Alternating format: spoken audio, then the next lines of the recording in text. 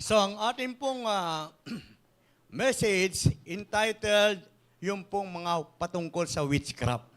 Kaya meron po tayong two examples ng witchcraft. Kasi meron po tayo ngayon, dati ang alam natin, familiar tayo sa mga witchcraft na ito, yung mga babae na sumasakay lang siya sa walis tingting na mayroong mahaba, tapos babaeng nakaitim, tapos may pusa, no? May pusa siya, tapos meron siyang wart dito sa may kanyang ilong. At yun ang alam nating witchcraft. Pero ito pong pag-aaralan natin ngayon ay classical witchcraft. Dalawa lang po yung aking main points, examples of classical witchcraft. At napili kong text ang Galatians 5:19 to 21. Ang sabi doon, the works of the flesh. Ano ba ang works of the flesh?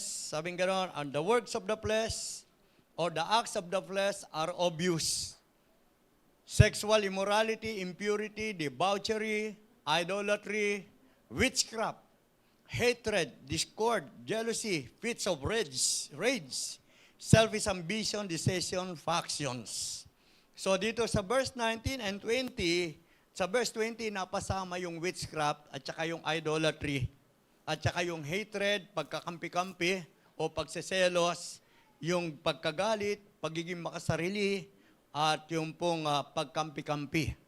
Napasama po dito sa verse 20. And in verse 21, and envy, may pagkainggit. Ano ba? Drunkenness, paglalasing. Yan po yung mga gawa ng laman. Orgies and the like. I want you, as I did before, that those who live like this will not inherit the kingdom of God. Kapag ang tao ay naroon pa sa laman, sa mga flesh, sila po ay hindi pwedeng makapasok sa kaharian ng Diyos, kahit na born again pa. Amen? So, thank you sa ating mga viewers ngayon, sa mga nanonood. So, wala po akong Gcash, bahala na po kayo. Amen? So, basta makinig lang kayo, bahala na po kayo. Hindi namin po ini-encourage kayo na sa pangangaral ay meron kaibigay. Ang akin lang encouragement sa inyo, baka inuudyukan ka na ng Diyos, nagkukuripot ka pa rin. Amen? So, yun lang po, napaalala natin, baka na-witch ka doon. So, classical witchcraft in the Greek word pharmakia, defined as sorcery or the use of drugs and spells. Pero tingnan po natin, balikan po natin yung ating yung dito pong ating title ng message, di ba? Tingnan natin, ibalik nga natin.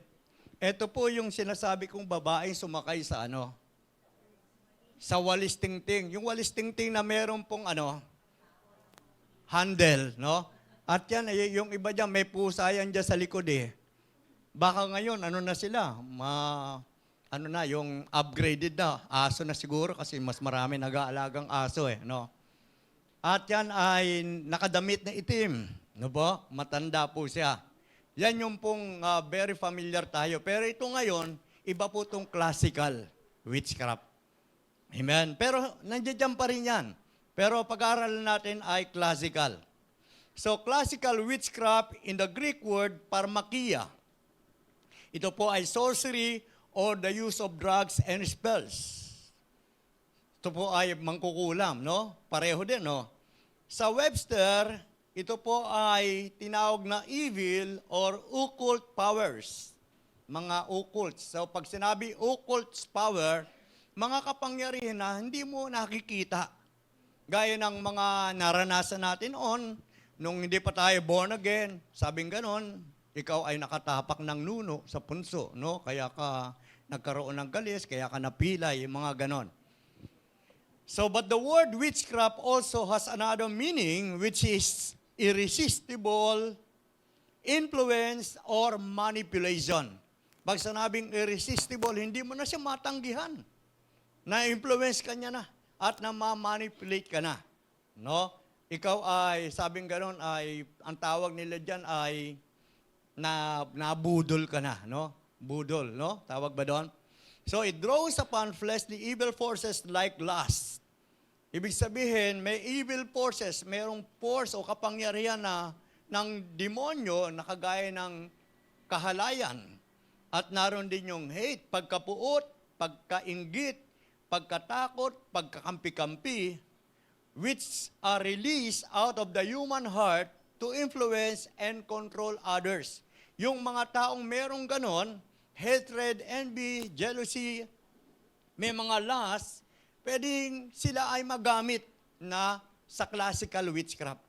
However, Filipino witches practice a kind of black magic. So ito po sa ibang bansa. Pero ngayon, sa ating kultura, may mga black magic. Specifically, yung pong malevolent use of sympathetic magic, which is associated with indigenous Philippine religions. So sa ating pong kultura ay marami pong mga reliyon dito po sa ating bansa. Nagtuturo nga sila pero yung kanilang tinuturo hindi pa palapit kay Lord. Amen? So witchcraft has been present throughout the Philippines even before Spanish colonization. Sa panahon po na dahil ang ating bansa ay pinasok po ng mga, meron po tayong bondage din, no? Na witch tayo ng colonial mentality. Parang gusto natin yung mga Pilipina, mapangasawa, mga foreigner, no? Hanggang sa ngayon, no? Yung mga colonial mentality kasi daw mayaman. Pero hindi naman masama kung tama yung motibo. So tayo po sa Pilipinas ay pinasok tayo niyan. Today, practices are said to be centered. So marami pa rin nagpa-practice niyan. Noon po ang Siquijor, Cebu, Davao, Western Samar, and Sorsogon. At may mga ginagawa po sila, pati sa mga pagkain, at meron pa rin sila mga practices. Kaya lang, marami ng born again ngayon, bago kumain, ay ni-rebuke muna yung mga demons sa pagkain, no? At pinapag-pray at hinahandog ulit sa ating Panginoon. So, witchcraft bring curses. So, naglalagay ito ng sumpa. Kaya kahit born again na, bakit hindi dumadalo yung pagbabala? Kahit born again na, bakit ang tagal mong mag-matured, no? So, God's word absolutely condemns and forbid all witchcraft practices. Kahit po sa Leviticus 20, verse 27, pinapatay po sa panahon ni Moses, pagka ikaw ay sumangguni doon po sa mga witchcraft o mga sorcerer, pinapatay po yon. Leviticus 20, verse 27. Tingnan nga natin. Mas maganda itong introduction na to, kasi very, controversial ang topic natin. Amen? The Jomsi Church, tayo po ay nagpo-flow sa deliverance. Kaya pag hindi mo nakayanan ito, marami lumalabas sa church. Wala tayong magagawa, kaysa naman i-witchcraft ko kayo. At sabihin ko, naku, huwag ka lumabas. Kaya po nga dito, ako, pagdating sa leadership, kung gusto mong umattend ng prayer meeting, okay lang. Kung ayaw mo, okay lang. Kaysa naman nakokontrol kita. Lalabas pa akong witchcraft. Amen. Ang akin, kung gusto mo sumunod, at ikaw ay inuudyo ka ng banal na Espiritu, gawin mo. Leviticus 20 verse 27, now a man or a woman who is a medium or spiritist. May mga tao daw na spiritista o kaya medium, mangkukulam, shall surely be put to death. They shall be stoned with stones, their blood guiltiness is upon them. Tingnan niyo po, utos ng Diyos, papatayin yung mga yon eh. Pero tingnan niyo po, kahit na ang mundo ay nagunaw na dahil sa kasamaan ng tao, andiyan pa rin ulit yung tao. Amen. Yung Sodom and Gomorrah, nagunaw na, andiyan pa rin ulit yung mga bakla at mga tomboy, kasi nandun yung mga bakla at mga tomboy rin. Kaya po, yung mga bakla at mga tomboy, mahal na mahal kayo ng Diyos. So, talagang sundin mo lang ang pagkakalalang ng Diyos, huwag kang gumawa ng sarili mong kung ano kang kasarian. Amen? So, pinapatay ng Diyos at hindi pinapayagan ang mga witchcraft. At hindi lang po yung mga passage, no? Meron din tayong Deuteronomy 18, verse 10 to 12. Ang sabi doon, ito po yung cross-reference, let no one be found among you who sacrifices his son or daughter in the fire, who practices divination or sorcery, interprets omens, engage in witchcraft. So, bawal din po. Amen? Sinusunog pa nila nun yung mga anak at mamaya malalaman natin, hindi lang po sa Deuteronomy, kahit sa panahon po ng mga hari, ay meron po ginagawang sinusunog yung kanilang mga anak.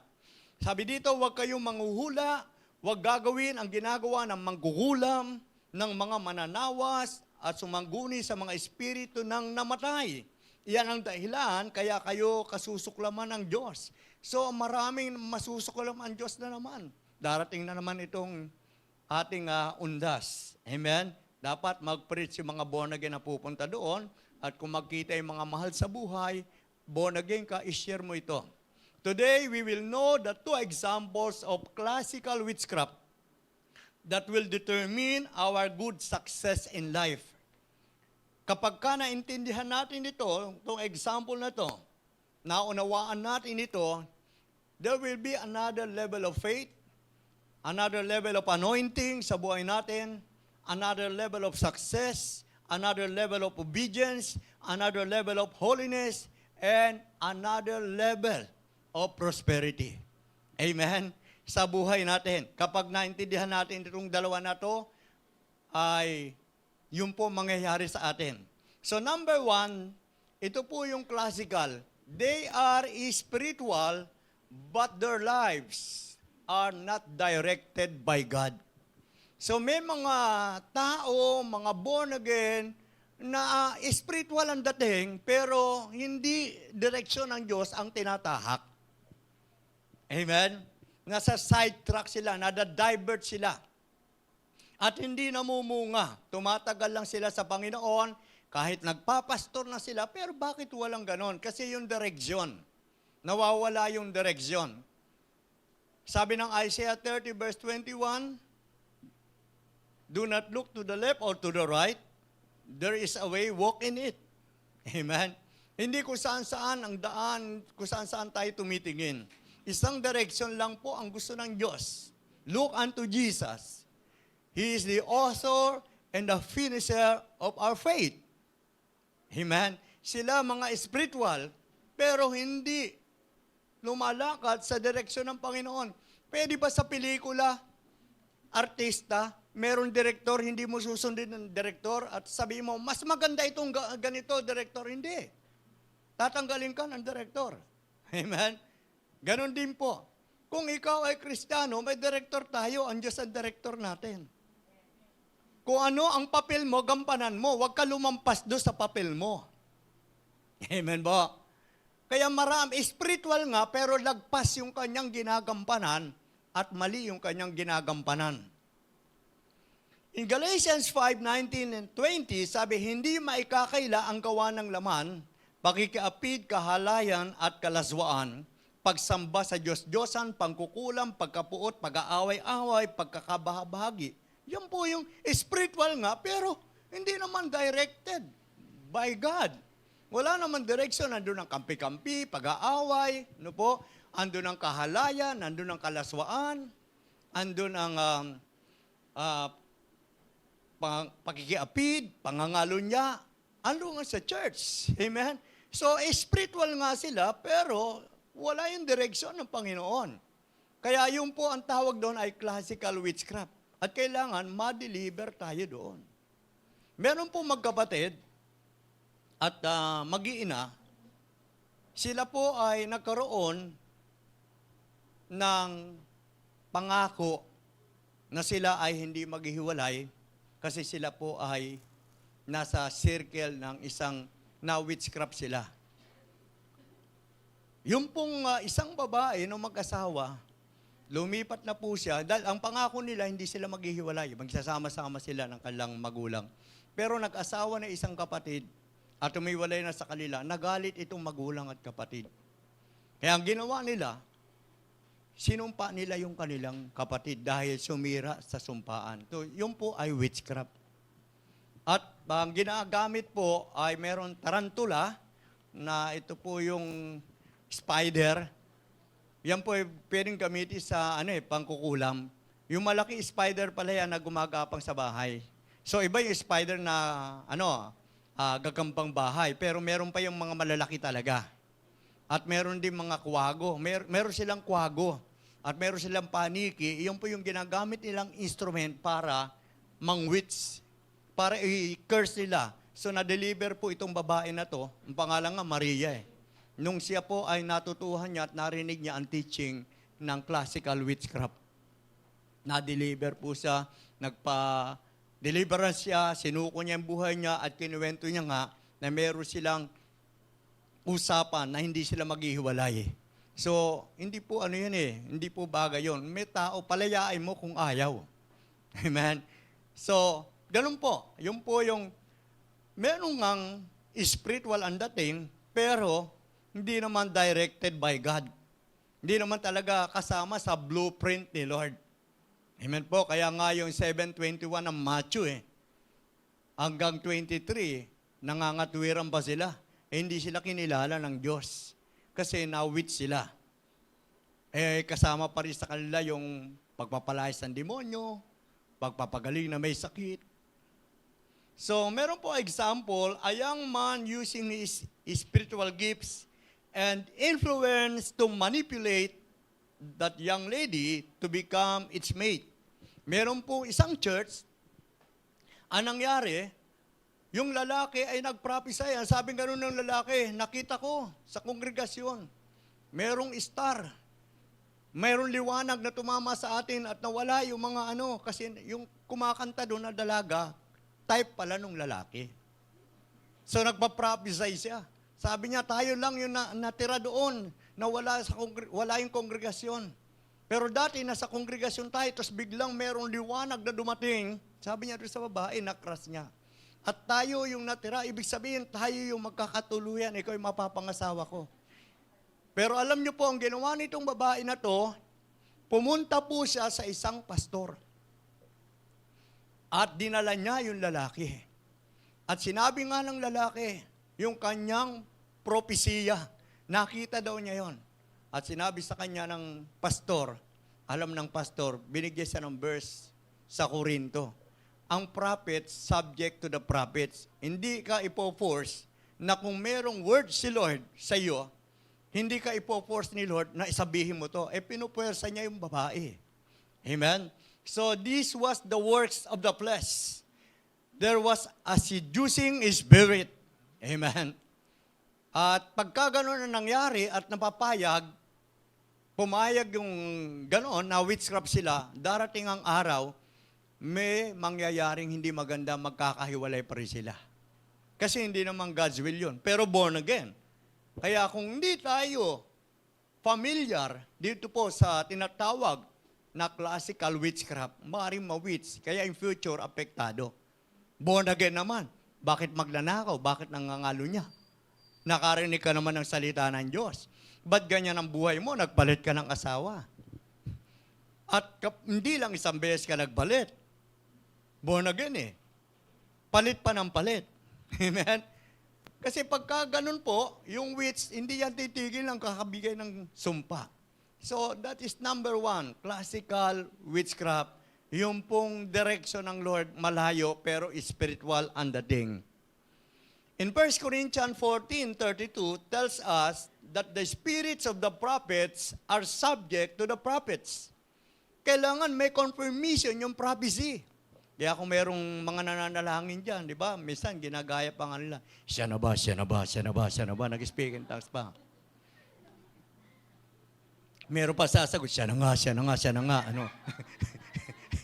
Hallelujah. Naniniwala ka naman kagad, no? Kailangan subject to the prophets. Kaya nung dinala niya iyon, yung lalaki na iyon, dinala ng babae, ito yung prophecy niya sa akin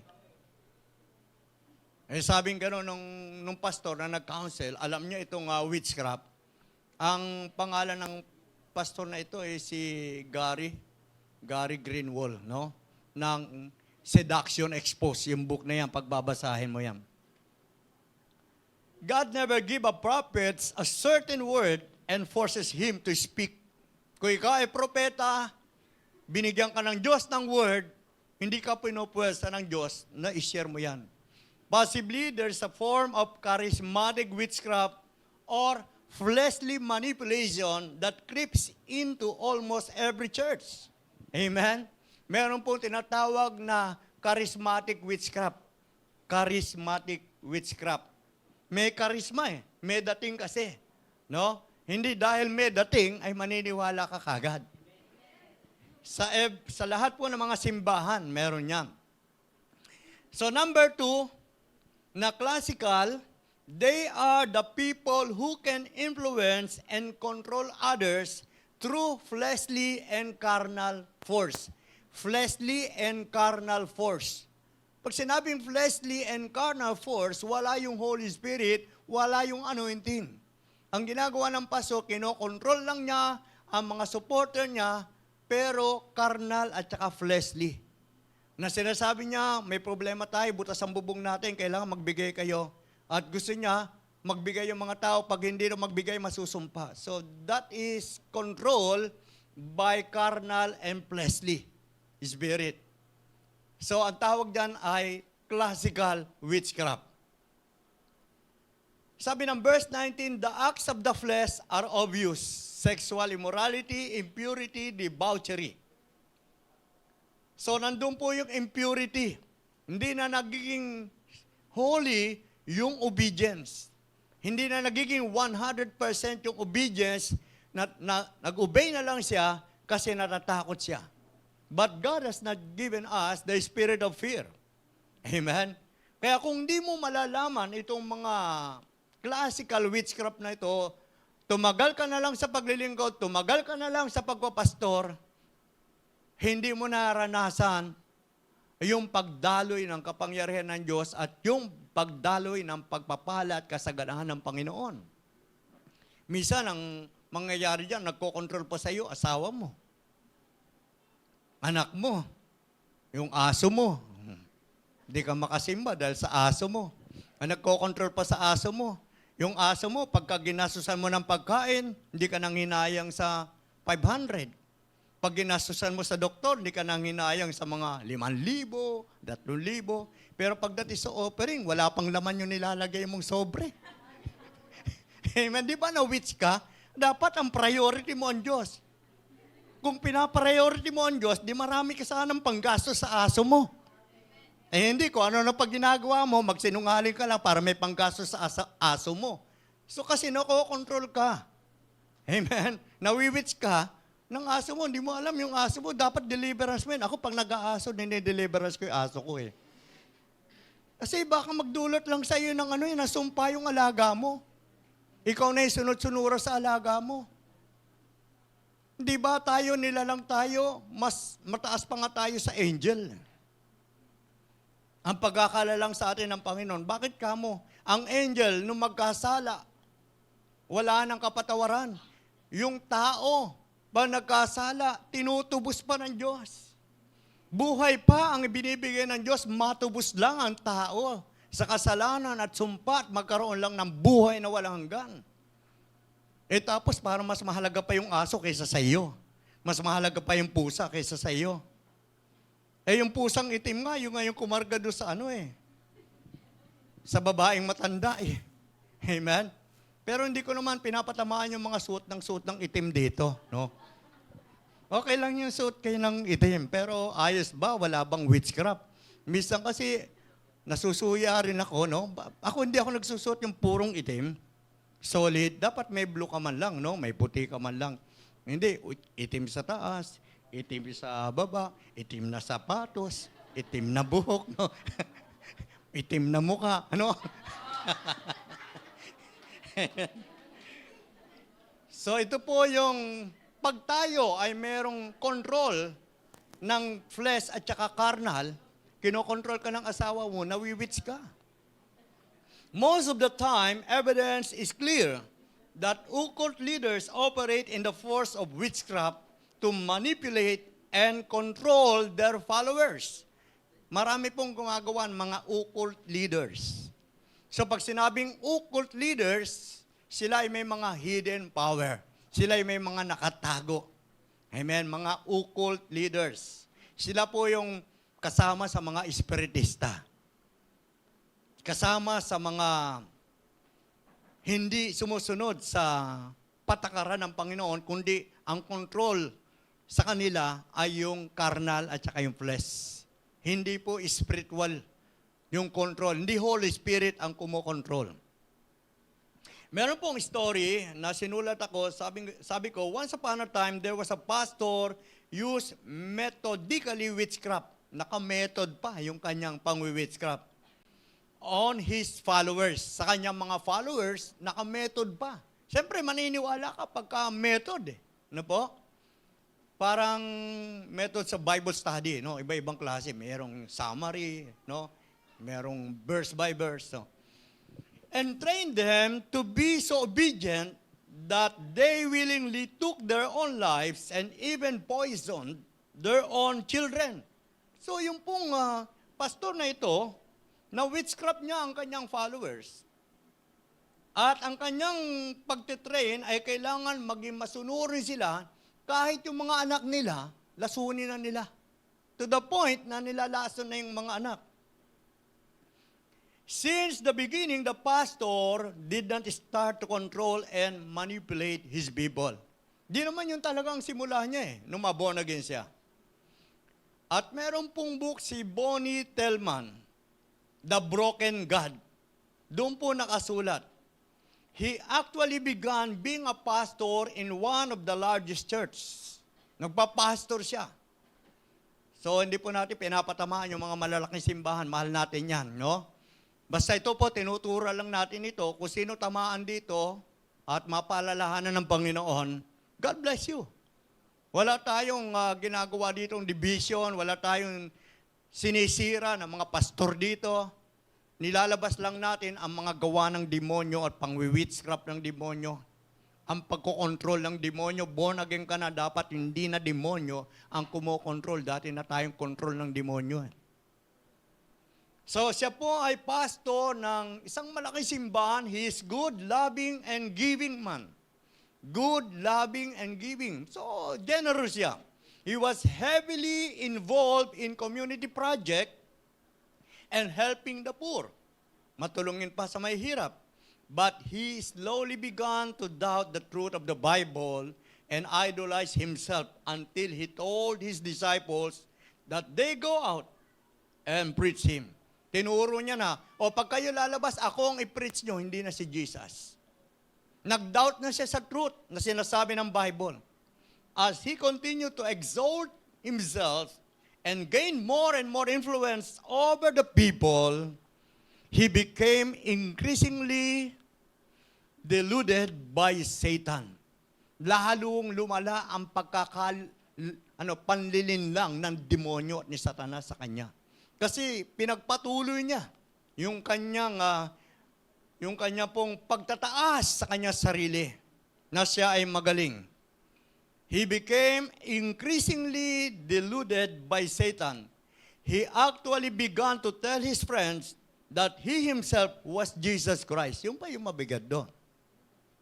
Pinagsabi niya pa sa kanyang mga kaibigan na siya ay si Jesus. Ito po ay sa ibang bansa, hindi po sa Pilipinas ito. Baka mayroon kayo naiisip dito na gumagawa niyan. He finally came to a place where even threw the Bible on the ground and then spit and stamped on it. Tinapon niya ng Bible, tinapakan pa niya ang Bible, dinuraan pa niya ang Bible. Dahil doon po sa witchcraft na pumasok sa kanya. Na-control siya ng flesh, ng carnality.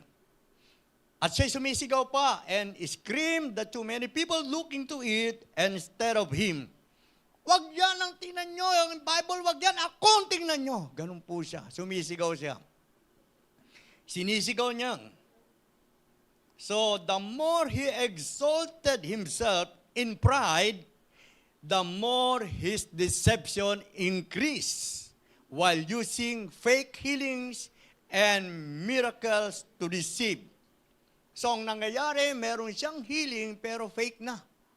Yung miracle, mga fake na kasi ina-exalt niya yung sarili niya through pride. Amen? Kaya dumadami, lalong tumitindi yung deception ng demonyo. Kaya ganun po nangyayari. Di ba? Sabi naman ng Bible, ang sino man nagmamataas ay ibaba. Ang nagpapakababa ay itataas.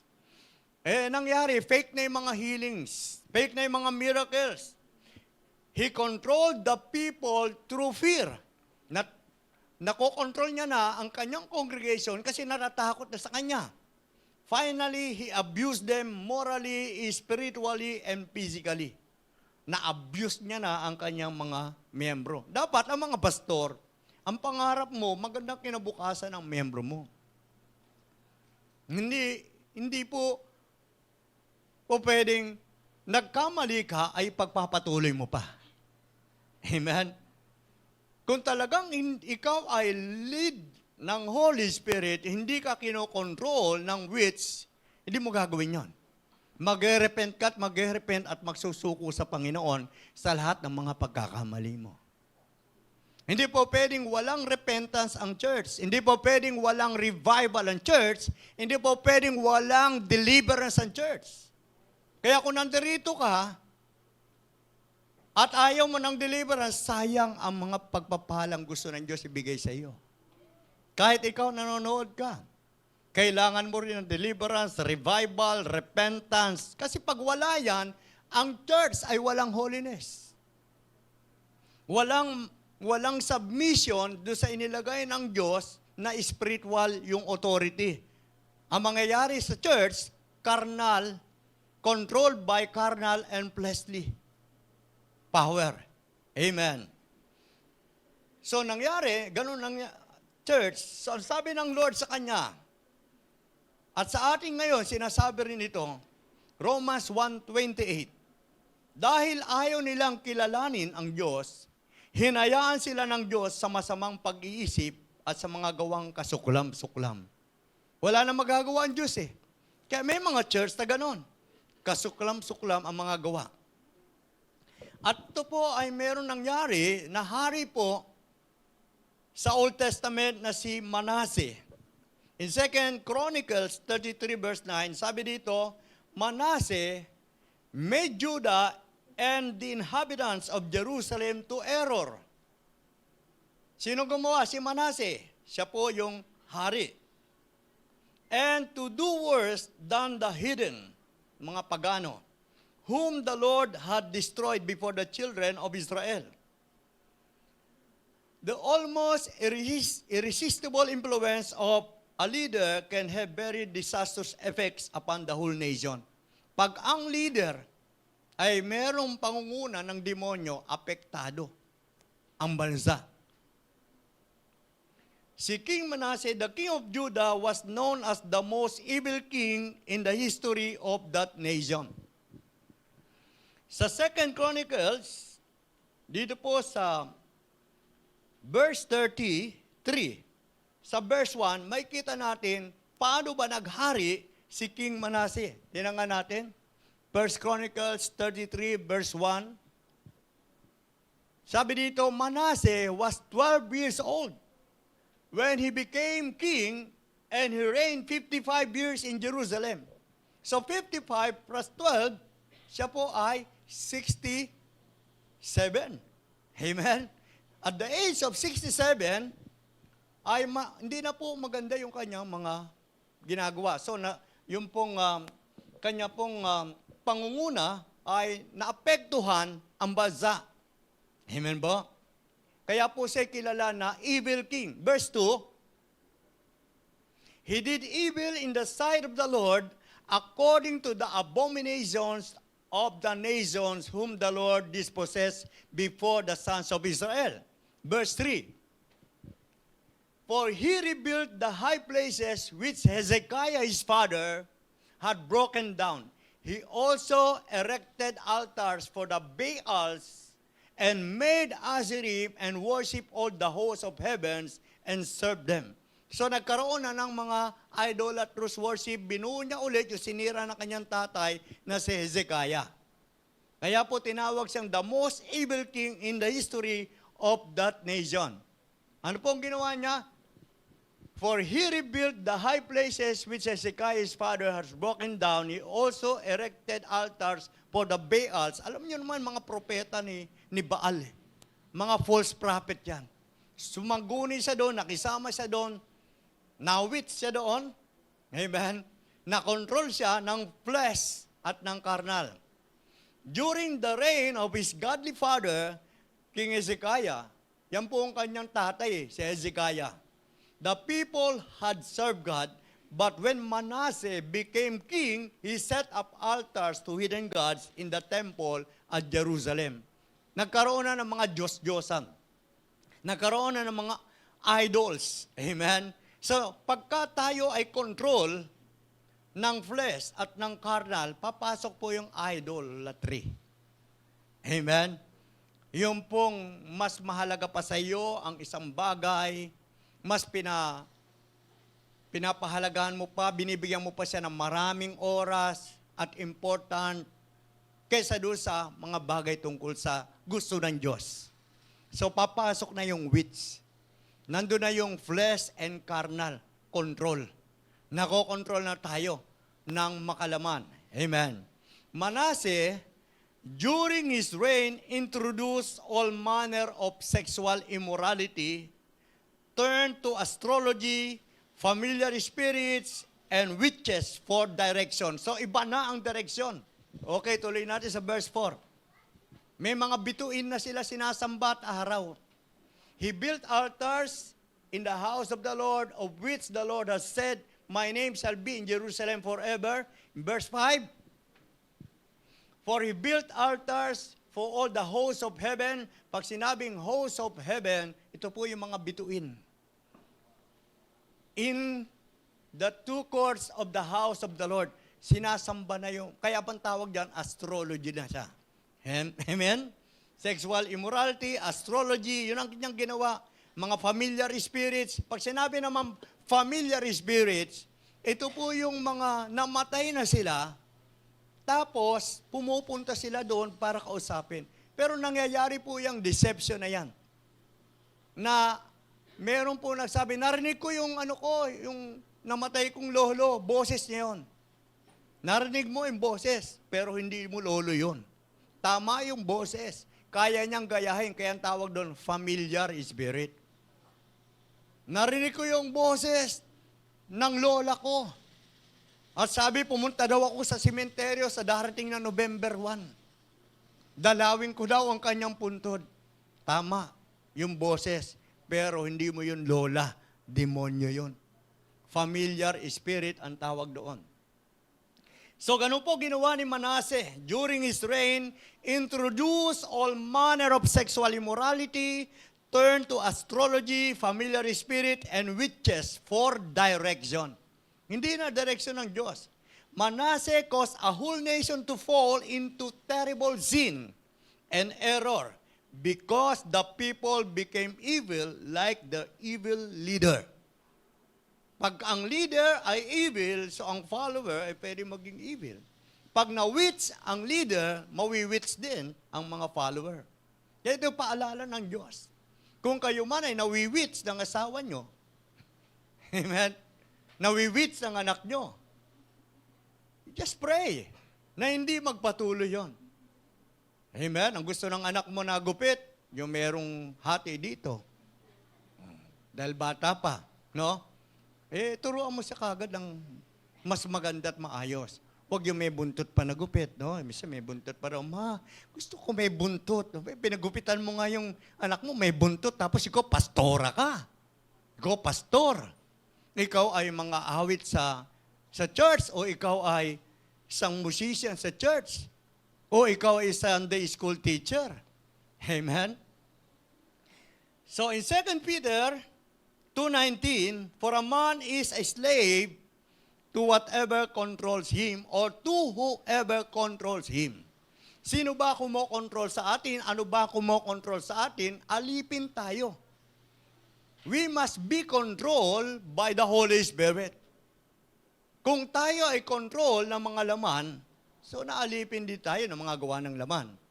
Sabi ng Galatians 5:19 to 21, the works of the flesh are manifest, which are these: adultery, fornication, uncleanliness, witchcraft, hatred, pag-aaway-away, pagseseros, pagkagalit, kasakiman, pagkakampi-kampi, pagpatay, paglalasing, walang taros sa pagsasaya.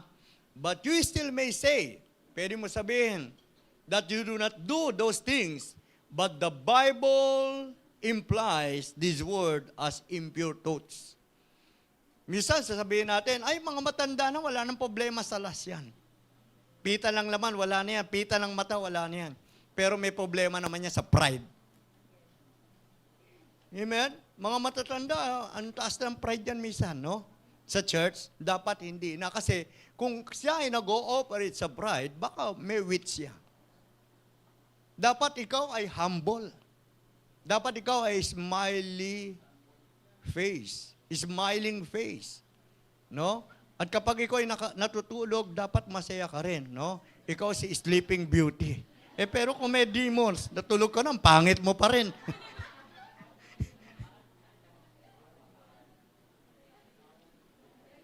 So pwede mo sabihin, hindi ako control niyan. Pero merong impure. Lahat ng dito sa Galatians 5:19, ito po ay impure thoughts.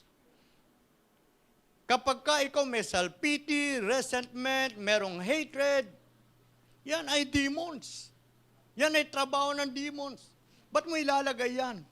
Kung mabubuhay ka ng mas matagal pa, at kung nabubuhay ka ng mga yon, hindi na kailangan ang itatanim mo sa puso mo ay galit. Dapat ikaw ay maging mabait, lalo na ikaw ay na-born again, kasi control ka na ng Holy Spirit. Kapag ka ganyan, kailangan mong deliverance. Nawiwitch ka. Hindi naman mahalaga ibang mga bagay, yung pa yung ginagawa mo. Hindi naman mahalaga yung magmayabang ka at mainggit ka.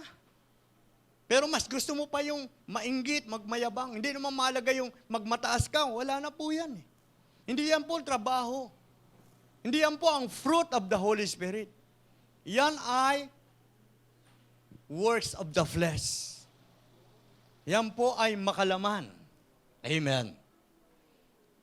In Matthew 24, verse 24, sabi doon, in the last days, this would arise false Christ and false prophets. So, 2 points lang po tayo. Ang unang points natin, ay yung pong direction mo ay hindi sa Diyos, pero spiritual ka. Pangalawang points ng classical, ikaw ay control ng flesh at carnal. So, ngayon, before we close, sabi ng Matthew 24, verse 24, in the last days, meron pong mag-a-arise na false Christ and false prophets. Sa huling panahon, sa panahon po natin dito, maaaring bukas yan, maaaring ngayon lang yan. In 2 Peter 2:1 tells us, they will be among us. In other words, they will be in our churches. Pwedeng nasa church ka ngayon. Amen? Isa kang false Christian. Amen? Ay kailangan ayusin mo na. Amen po, isa kang bihag ng laman ng Galatians 5:19. At hanggang ngayon ay pabalik-balik, minsan magtatago lang, pero dapat mawala na yan. Bakit po? Darating ang Matthew 7:21 and 23, may warning si Jesus that many who claim to represent God would be lost. Dala-dala mo, ni-present mo ang Diyos, pero bandang huli, mawawala. At sasabihin mo, Lord, ba't hindi ako nakapasok? Sabihin ng Lord sa iyo, hindi kita kilala eh. Noong ka pa eh. Pinrich na nga din yung witchcraft eh. Hanggang ngayon, witchcraft ka pa rin. Kapag ikaw ay na-witchcraft, possible, mangwi-witch ka rin. Amen? Gagawin mo rin yan. Kasi ganun ang domino effect. Pag na-witch ka ng asawa mo, mangwi-witch ka rin. Pag na-witch mo yung asawa mo, mangwi-witch pa rin. Yan yung mga classical. Sa mag-asawa nga, ang sabing gano'n, ang lalaki ang head of the family. O bakit inaagaw ng lalaki, ng babae yung authority ng lalaki? Hindi ba witch na yon? Ang sabing gano'n ng Ephesians 5:21, submit to one another. Pasakop kayo sa isa't isa. Ba't ang gusto lang ng lalaki, ang asawa niya babae lang ang magpapasakop? Grabe naman si lalaki. Dapat si lalaki, pasakop ka rin. Kasi submission means respect. Amen? Meron mga ganun eh. Ako ako ang padre di pamilya, ako masusunod dito Ikaw na lang nasusunod. Mali na may ginagawa mo. Dapat ikaw rin magpasakop ka rin sa asawa mong babae. Yun ang sabing ganun ng Ephesians 5:21. Amen? Di nga tinanga natin. Meron ba dyan? kung totoo, be subject sa NASB to one another in the fear of Christ. Alang-alang kay Kristo. O pareho naman one another. O hindi yung lalaki lang. Pero yung mga babae, wag mong kunin yung authority. Amen? So many false prophets began as true prophets of God. But as they compromised the word of God and began relying on their own personal charisma, instead of the Holy Spirit to minister, they started manipulating people with the words. Doon na nagsisimula na ma-manipulate na sa kanyang mga salita. No? Kasi hindi na inaayunan ang salita ng Diyos. Amen? Kapag ka sinalungat mo ang salita ng Diyos, ma-manipulate mo na ang mga tao. Hindi mo dapat kokontrahin ang salita ng Diyos. No compromise. Amen? Kung anong sinabi ng salita ng Diyos, yun talaga ang dapat gagawin. Minsan hindi na kinakailangang interpret pa. Yun na talaga ang literal meaning ng word. As they became more and more deceived, they eventually prophesied their own desires and made merchandise of the gift of God. Nagiging negosyo na lang yung kaloob sa kanya ng Diyos. Kasi false na yung kanyang mga prophecy. False na yung kanyang mga preaching. Amen? Sabi ng 1 Thessalonians 5:20 to 21, Paul emphasized that we must have the proper attitude concerning prophecy. Meron tayong dapat attitude at kailangan suriin natin ang mga prophecy. Sabi doon, huwag ninyong baliwalain ang anumang pahayag mula sa Diyos. Suriin ninyo ang lahat ng bagay at panghawakan ang mabuti. Alam niyo po ba, kapag nagpipreach, that is prophetic. That is prophecy.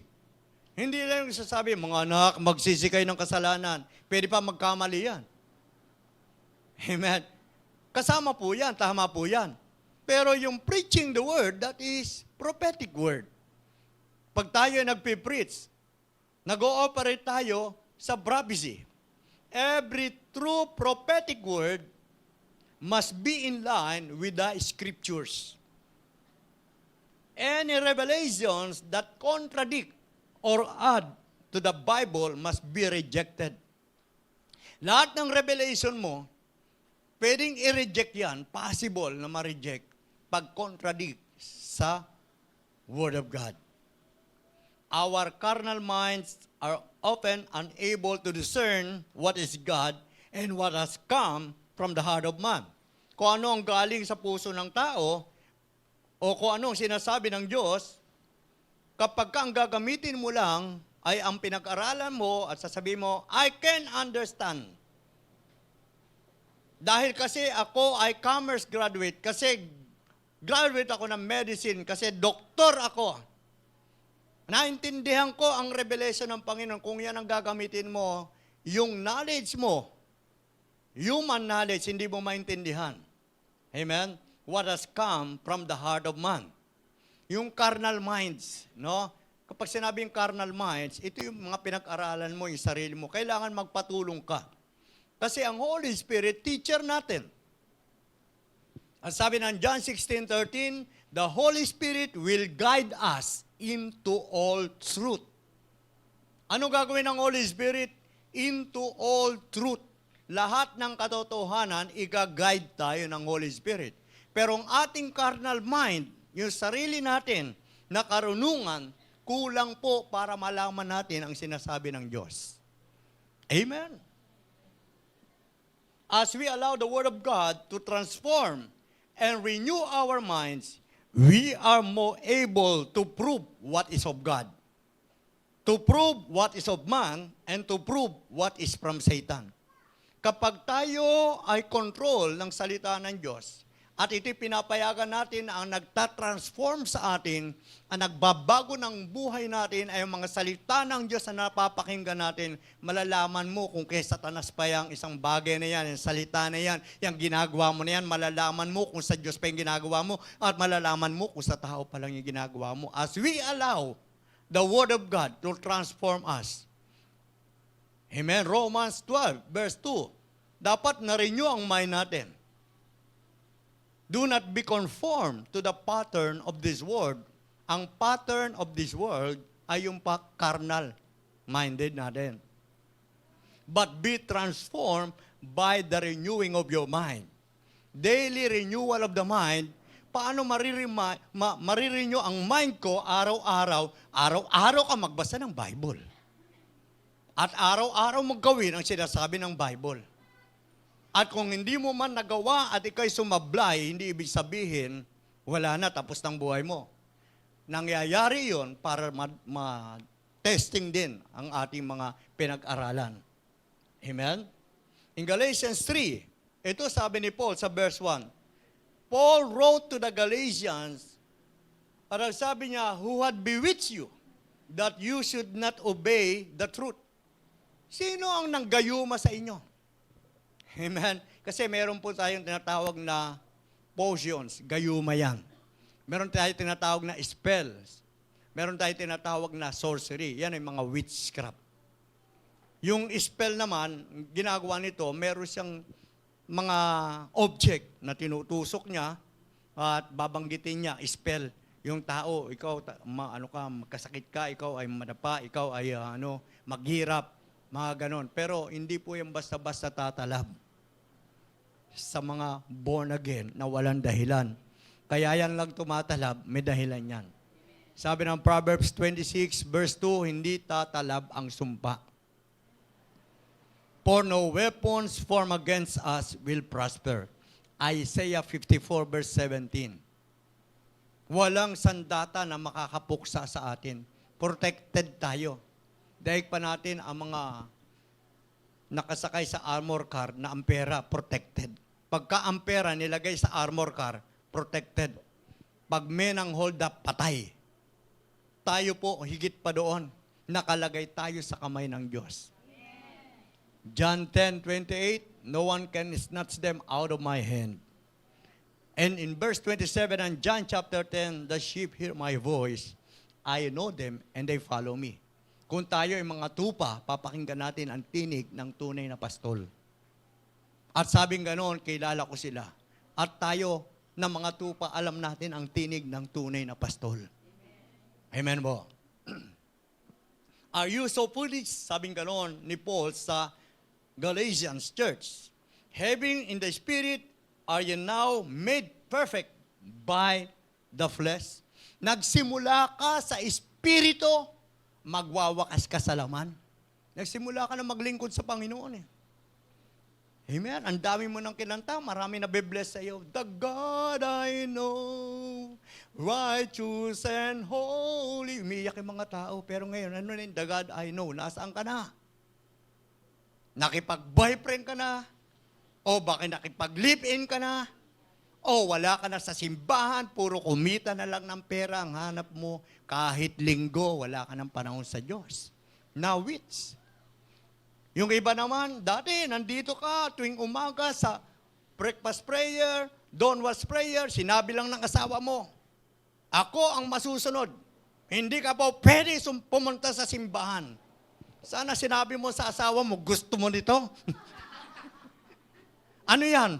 Itong salita ng Diyos. Nilagay sa kamay ko. Babasahin natin. Kukunin ko ang Bible. Dapat gano'n. Wag yung, di ka pwede yung pumunta sa church, ha? Nagsimula ka na sa Espiritu, eh. Pati mga anak mo, nasama mo na, eh. Dumating lang ang asawa mo at sabi gano'n, ako ang masusunod. Ako nagpapakain sa inyo. Ako nagtatrabaho dito. Ako ang bida dito. Ginanong ka lang ng asawa mo. Saan sabi mo, mahiya-hiya ka. Hindi ikaw ang gumawa ng buhay mo. Ang buhay mo ay galing di sa Diyos. Yan lakas mo ay galing di sa Diyos. Ikaw, paano na? Na-witch ka na? Sige. Hindi na ako magsimba. Luluto kitang pagkain at ulam. Saan ka na? Wala na. Tuyot ka na. Tapos nandun ka na lang sa bahay nyo, nakadungaw ka sa bintana. Gusto kong magsimba. Gusto mo nga magsimba, ano ginagawa mo? Hindi ka na nga nagpe-pray. Amen? Ang ginagawa mo na lang, anak, pero mga na cellphone mo, magla-live ako, magpipreach si Bishop. Nagla-live ka na lang. Eh pag nakita ka ulit, oh, anong live yan? Maglaba ka doon. Laba ka na naman. Hindi ba na-witch ka? Sana bibigyan mo siya ng verse. Hindi mo ba alam, darling, nung sumakay ka sa jeep, sinamahan ka ng anghel ng Diyos, papunta sa trabaho, ngayon nakauwi ka nga, hindi ba alam yan? Wala kang utang na loob sa Diyos. Kung isi-share mo yung ano, kasi ilalayo ka ng demonyo, iwi-witch ka ng mga tao. Kahit pastor nga, pwedeng i-witch ng kanyang mga membro. Pag hindi na nag-o-offer yung mga membro, hindi na nagbe-bless the man of God. Pag wala ng tithes and offering, pwedeng i-witch ang pastor. At sabi ng pastor, ayaw ka na magpastor kasi wala nagbibigay. Na-witch ka. Bakit? Sino ba provider mo? Yan ang tanong dyan. Sino ba healer mo? Sino ba savior mo? Tao ba? Sino ba nagdala ng mga tao sa church? Si Lord naman ah. At kung umaalis yan, tanungin mo si Lord. Hindi naman yan umaalis basta ng gusto niya. Baka na-witch. Dahil pag-pray mo. So kung tayo nagsimula sa Espiritu, huwag tayo magwakas sa laman. Pwede ba yung magnegosyo ka, bandang huli? Natutuwa ka ba yung negosyo mo, lugi? Pwede ba yung nagpamilya ka? Pagtapos na magkaroon ka ng anak, nagkaroon ka ng asawa, bandang huli, nag-iisa ka na naman? Pwede ba yung ganun? Hindi maganda yun, di ba? Ganon din sa spiritual natin. Nagsimula ka sa Espiritu, anointed ka, nagpipreach ka. Sabi pa ng iba sa iyo, oh, pag ikaw ang preacher, naantay-antay kita, ikaw magpipreach dito, tuwan-tuwa ka pa nga pag narinig mo. Ngayon, nagpipreach ka ba? Ano na ngayon ang ginagawa mo? Ganun pa rin ba? You are walking in the Spirit? Ginagawa mo pa ba yung mga dati mong ginagawa? O wala na sa iyo, mag-backslide ka ngayon, wala na sa iyo ang hindi gampanan ang gawain ng Diyos? Wala na sa iyo halaga na ikaw ay maging example. Basta ang gusto mo, magawa mo ang gusto mo dahil ikaw naiinis, napapagod, nagsasawa ka na. Kaya hindi na kailangan sundin ang Diyos, kailangan sumaya ko. Ganun ka ba? Witch yun. Kailangan mo pa rin magpasakop. Kasi darating ang panahon, maraming iiyak sa lansangan. Amen? Darating ang panahon, ang tao, babalik sa alabok. At ang Espiritu, babalik sa Diyos. Paano kung dumating na yon at magsulit na tayo? Amen? Na-witch tayo. Tingnan niyo po. Basahin ulit natin. May panglas pa dito. Kaya niyo pa ba? Kailangan paglabas natin dito, wala nang magpapawitch at wala nang magwi-witchcraft. Hindi mo iwi-witch yung magulang mo, kaibigan mo, yung kapatiran mo. Di ba form of witchcraft pa rin yun? Uutang ka, tas di ka nagbabayad. Form of witchcraft pa rin yun. Panloloko. In 1 Kings 21 and 25, ito'y patungkol kay Jezebel. Maganda to. Kilala niyo ba si Jezebel? Okay, so papakilala ko sa inyo.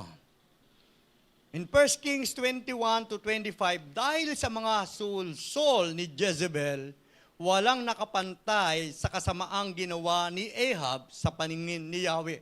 Grabe. Sa sulsol ni Jezebel. May witch yan sulsol ng witch. God threw out the Bible forbids women to control men or to usurp their authority. Throughout the Bible, pinagbabawalan ang babae na siya ang mag-control sa lalaki. Amen? At agawin yung authority. Bawal po yan. Throughout the Bible. Ito nangyari kay King Ahab, King of Israel. King Ahab lost his kingdom because of his overpowering wife. Meron kasi siyang naging asawang overpowering. Jezebel, si Jezebel po yun. Instead of righteously ruling the kingdom of God had given him, he allowed his hidden wife, Jezebel, to reign over the land. pinayagan yung asawa. The same Jezebel spirit of witchcraft still tries to influence the end-time church. Gusto niya pasukin yan. Sa Thyatira, which is one of the types of churches that exist today. Pumasok din sa church ng Thyatira si Jezebel. Sabi ng Revelations 2 verse 20 to 21, ngunit ito ang ayaw ko sa iyo. Pinapayagan mo si Jezebel na turuan at linlangin ang aking mga lingkod. Yan ang sabi ng Diyos kay Thyatira. Tumitira daw yung demonyo, yung witchcraft, si Jezebel. Pinapayagan na linlangin at turuan. No? Yung mga lingkod ng Diyos. Sa verse 22, anong sabi ng Diyos kay Jezebel? Doon sa Thyatira. Bibigyan ko siya ng sakit pati ang kasama niya sa pangangalo niya. Daranas sila na matinding kapigatian kung hindi nila pagsisisihan at tatalikuran ang kahalayang ginawa nila. Alam niyo po, pagdating sa adultery, merong spiritual adultery. Kasi pag sinabing adultery, nagkakaroon ka pa ng ibang asawa, ibang minamahal.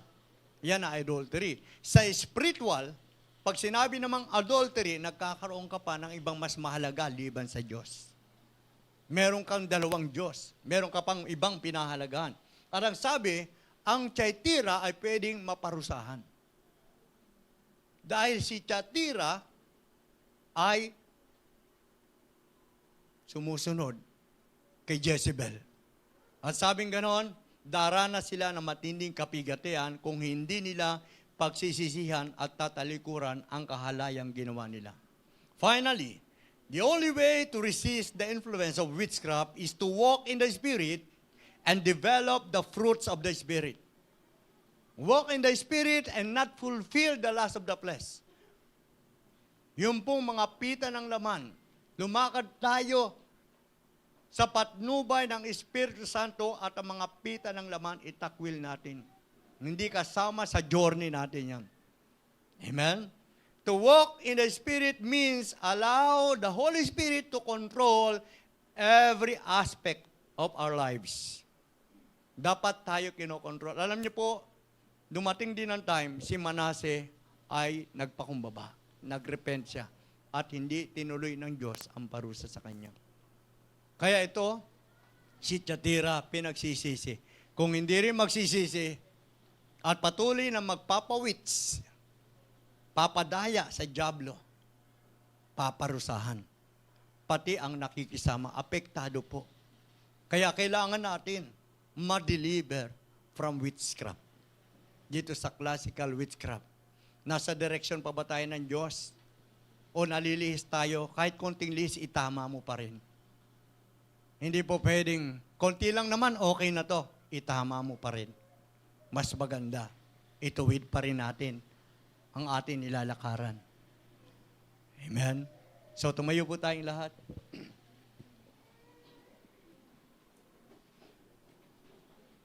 Brothers and sisters, kung tayo ay control ng flesh at walang direksyon sa Panginoon, kailangan lang tayo magpakumbaba sa Panginoon. Kailangan lang tayo humingi ng tawad, Lord, patawad po.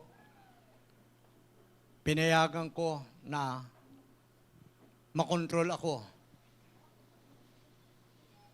ng mundo, ng sistema ng mundo. Patawad po, Panginoon. Deliver me, set me free. Kasi may mga curses po. Ang mga witchcraft na inilalagay sa atin. Kaya kung tayo ay hindi madideliver, nandun ang curse. Surrender to the Lord. Everything na nilagay sa atin ng kaaway, pandaraya ng kaaway sa atin, nalaman natin ngayon, yung deception na ginawa sa atin. I don't know sino man kayo nandirito, but this is the word of the Lord. Huwag tayong sasangguni sa witchcraft. Huwag natin papayagan ang Jezebel na mag-control sa atin.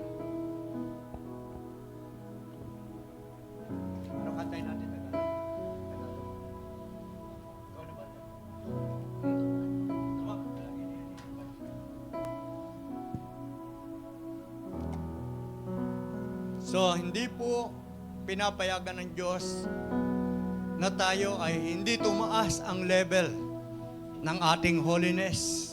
Hindi pinapayagan ng Diyos na ang ating kasaganahan ay hindi tumaas.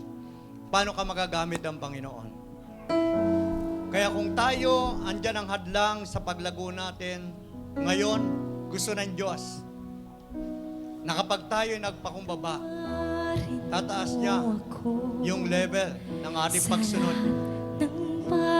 Tataas niya yung level ng ating mga sacrifice. Tataas niya yung level ng ating mga sacrifice. Ang puso ko, nais kong makita kaluwalhatian mo. Tanggapin mo, Panginoon. Let's worship the Lord. Lord, kami ay umaawit na parang nananalangin at kami humingi ng tawad, Panginoon. Sa lahat ng pagkukulang, We reject Jezebel spirit sa church na ito. In our families, in our personal lives, in our ministry, you demons of witchcraft, I renounce you, I reject you, I cast you out in Jesus' name. Tanggapin mo, Panginoon, ang awit ko. Yes, Lord. Patawarin mo kami. Tunay na pagsamba. Oh, yes, Lord. At tunay na pagpapakumbaba. Kami nagpapakumbaba. Basagin mo, Panginoon, ang puso kong ito. Sa lahat ng nais ko, Maging sa pinakaibig ko, Panginoong Jesus, maghari ka. yes, Lord. Hallelujah. Tunay na pagsamba at Tunay na pagpapakumbaba. Basagin mo, Panginoon, ang puso kong ito. Sa lahat ng nais ko, maging sa pinakaibig ko, Panginoong Jesus, maghari ka. Tunay na pagsamba at tunay na pagpapakumbaba. Basagin mo, Panginoon, ang puso kong ito. Sa lahat ng nais ko, maging sa pinakaibig ko, Panginoong Jesus, maghari ka. Tunay na pagsamba at tunay na pagpapakumbaba. Basagin mo, Panginoon, ang puso kong ito. Sa lahat ng nais ko, maging sa pinakaibig ko, Panginoong Jesus, maghari ka. Panginoong Jesus, maghari ka. Panginoong Jesus, maghari ka. Tayo po ay manalangin. Taas po natin ating mga kamay. Lord, narito po ang aming mga kamay, nakataas at nagsusuko kami ng aming buhay. Basagin mo kami, Panginoon, kung meron mang mga witchcraft spirit na nag-ooperate, nag-influence ng aming buhay, ng aming pamilya, aming ni-renounce ito. All demon spirit associated sa witchcraft, I renounce you, tinatakwil ka namin sa pangalan ni Jesus. At inutusan ka naming lumayas sa bawat pamilya, sa bawat isa na narito, in every individual. You demons of witchcraft, I renounce you and I cast you out, and I command you to leave the people of God. Lumayas ka sa aming mga buhay, maging mga sumpa ng witchcraft, sa aming mga buhay ay pinuputol namin sa pangalan ni Jesus. At sa oras na ito, Panginoon, the level of anointing be upon us, Lord. Itaas mo muli, Panginoon, ang anointing ng aming paglilingkod, ng aming pagsamba, ng aming pagsunod. Itaas mo, Panginoon, ang level, ang kasaganaan ng aming buhay. Itaas mo ang holiness sa aming mga buhay. Fill us, Lord, with your power, your love, and your compassion. Fill us with your Holy Spirit. In Jesus' name. Amen and amen.